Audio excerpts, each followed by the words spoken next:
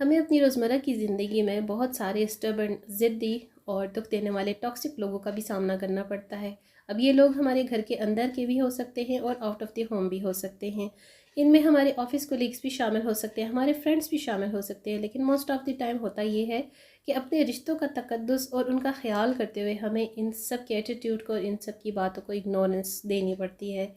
और कुछ ऐसा भी होता है कि इन सब चीज़ों को कंप्रोमाइज़ करते करते, सेक्रीफाइस करते करते हम अपनी ज़ात को भी कहीं भूल जाते हैं।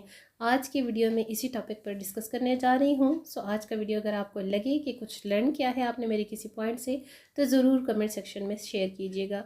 सो लेट्स स्टार्ट द वीडियो।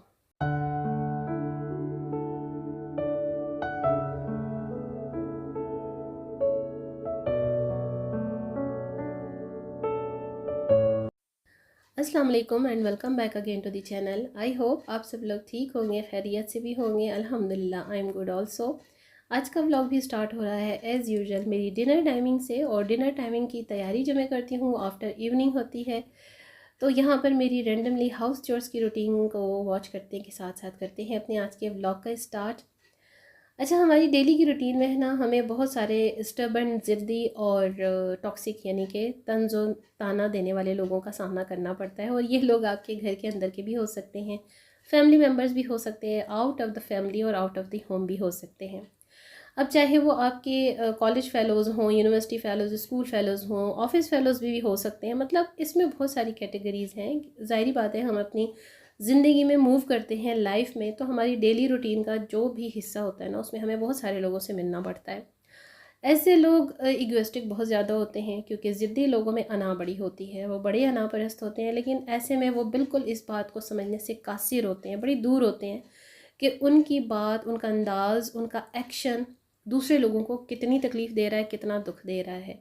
इसी तरह वो इगोइस्टिक होते होते अनापरस्ती में ना इतनी दूर निकल जाते हैं कि वो फिर दूसरों को दुख देने की हद पर इतने ज़्यादा पीक पर होते हैं कि उन्हें समझ नहीं आ रही होती कि वो जो कुछ कर रहे हैं दूसरे लोगों के साथ, और दूसरे लोग जवाबन उनको अगर कोई एक्शन का रिएक्शन नहीं दे रहे, तो फिर क्या किया जाए।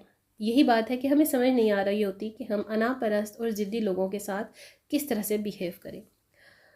और जहाँ तक बात है साइकोलॉजिकली डील करने की, मेरा फील्ड तो नहीं है, ना मेरा सब्जेक्ट रहा है साइकोलॉजी। लेकिन अगर आपने में से किसी ने भी साइकोलॉजी रीड की है, क्योंकि अल्हम्दुलिल्लाह मैं एक अच्छी बुक रीडर भी हूँ, तो मैंने तो बुक्स में यही पढ़ा है कि नफ्सियाती तौर पर ऐसे लोगों का सिर्फ एक ही इलाज है, खामोशी। अगर तो आप उनको रिप्लाई नहीं देते हो, खामोशी के साथ उनसे दूर रहते हो या उनके आगे खामोश रहते हो, तो वो अपने आप को सही समझते हुए सेट असाइड हो जाते हैं।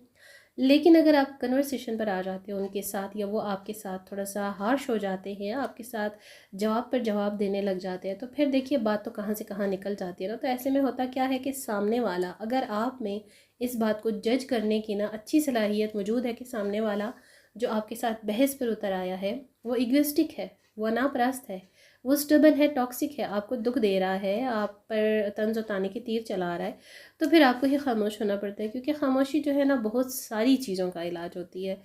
और बात ये आ जाती है कि इन लॉज, सबसे पहले एक मैरिड लेडी की ज़िंदगी में ना, जो इन लॉज होते हैं वो होते हैं टॉक्सिक, स्टबन। और दूसरे नंबर पर जो मैं समझती हूँ, हस्बैंड, हस्बैंड भी बहुत ज़्यादा स्टबन होते हैं, ज़िद्दी होते हैं। सेकंड, इसके बाद जो थर्ड नंबर आता है ना, वो होता है बच्चों का। बच्चे भी बड़े ज़िद्दी होते हैं। अगर ऑल ओवर देखा जाए ना, तो फिर बात आ जाती है एक ख़ातून पर, कि ख़ातून को ना हर लिहाज से अपने अंदर बहुत सारे कंप्रोमाइज़, बहुत सारे सेक्रीफाइसेस को लेकर चलना पड़ता है, लाइफ गुजारनी पड़ती है।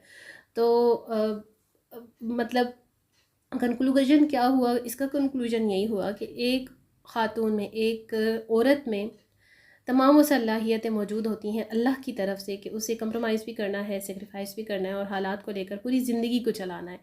जबकि अगर कंपैरेटिवली आप ऑन दी अदर हैंड देखें, तो जेंट्स में इतना ज़्यादा ना तो हौसला होता है, ना बच्चों में तो बिल्कुल नहीं होता। क्योंकि आपने अक्सर देखा होगा बच्चे कितनी ज़िद्दी होते हैं। अगर तो किसी चीज़ की ज़िद पर आ जाते हैं तो वो ज़िद किए चले जाते हैं। और ऐसे में अगर आप भी, स्पेशली माएँ, जब उन ज़िद्दी बच्चों को रिप्लाई करती हैं उनकी ज़िद के अकॉर्डिंगली, उन्हें बहुत ज़्यादा हार्श लैंग्वेज के साथ पुकारती हैं, मना करती हैं, सख्ती से रोकती टोकती हैं, तो फिर बच्चा और भी ज़्यादा ज़िद्दी हो जाता है। क्यों? कि बच्चा देख रहा होता है कि मुझे जिस बात पर, जिस काम से रोका जा रहा है, और जिस तरह चीख चिल्ला कर रोका जा रहा है, तो इसका मतलब है मैं भी चीख चिल्ला रहा हूँ, ज़िद कर रहा हूँ, तो मैं भी ठीक कर रहा हूँ।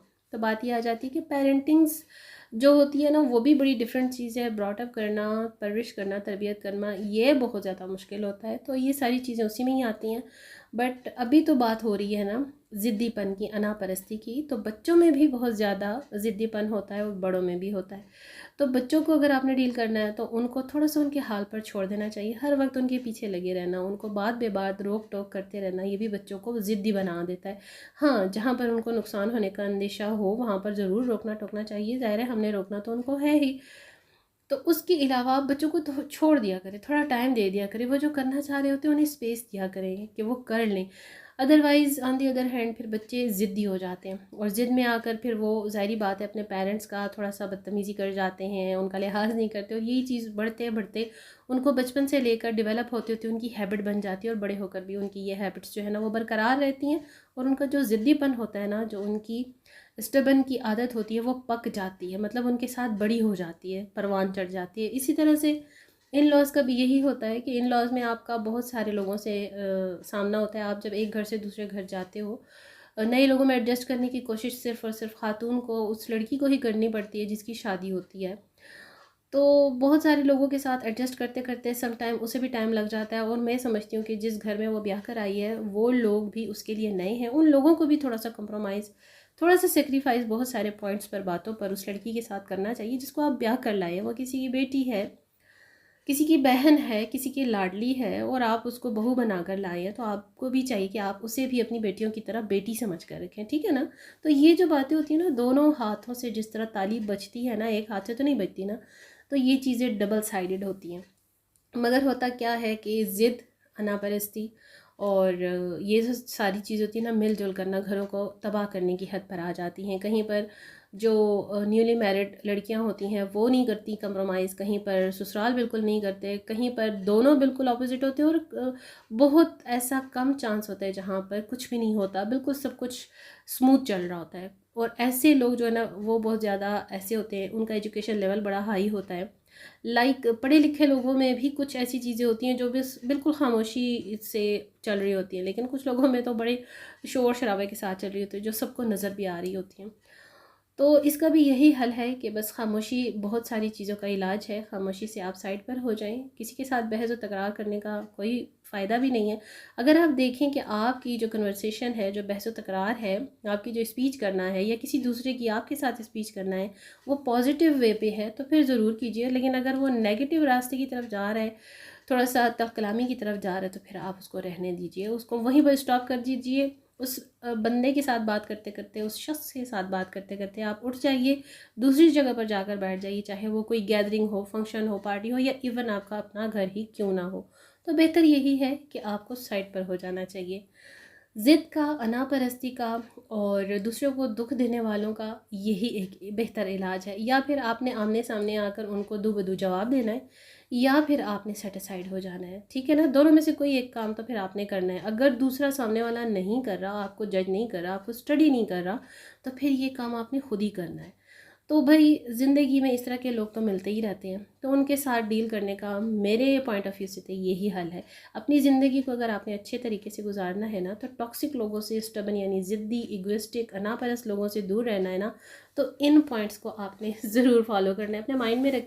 ये बातें सिर्फ मैं आपसे नहीं कह रही, ये हमारे बुक ऑथर्स और हमारे स्कॉलर्स, फिलोसफर्स भी कहते हैं कि जहाँ पर आपको कोई दुख दे रहा हो, तकलीफ़ दे रहा हो, आपकी बर्दाश्त से बाहर हो रहा हो, तो आप उससे दूर हो जाइए। ज़िंदगी का यही असूल है। ज़िंदगी में बहुत सारे अप एंड डाउन्स हमने जो देखने होते हैं ना, जो देखने पड़ रहे होते हैं, उसमें बहुत सारा जो ज़्यादा हिस्सा होता है ना, वो दूसरे लोगों का होता है। सो ये था मेरा आज का वीडियो। अगर आज का वीडियो आपको पसंद आए और देखते देखते व्लॉग को आप एंड तक आ ही गए हैं, तो चैनल को सब्सक्राइब ज़रूर कर लीजिए, नोटिफिकेशन बेल के साथ दुआ में ज़रूर याद रखिए। और मेरी इतनी मेहनत का जो हासिल वसूल है ना, आपका एक प्यारा सा कमेंट होता है, आपकी सपोर्ट और इनकरेजमेंट होती है। उम्मीद है आज का वीडियो भी आपके लिए हेल्पफुल होगा।